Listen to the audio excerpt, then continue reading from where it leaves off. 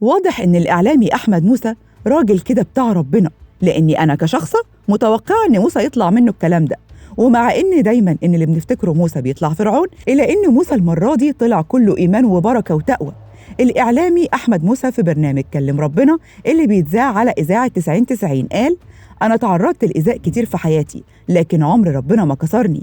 مفيش في حياتي لحظة انكسار واحدة.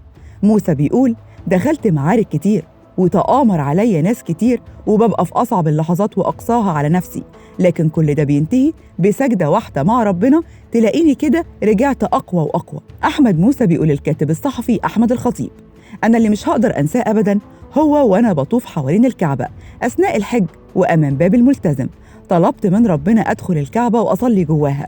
ساعتها كنت بطلب الطلب ده من ربنا وبالدموع. رجعت مصر والأيام والسنين دارت، وإذ فجأة في يوم بدعوة وصلتني لدخول صحن الكعبة. طبعا كنت هطير من الفرح وسجدت سجدة شكر لربنا، وبالفعل سافرت ودخلت جوه صحن الكعبة وقضيت بالداخل حوالي تلت ساعة. اللحظة دي والموقف ده غيروا حياتي بالكامل، ومن فرط البكاء وعدم تمالكي لأعصابي ما كنتش قادر أصلي.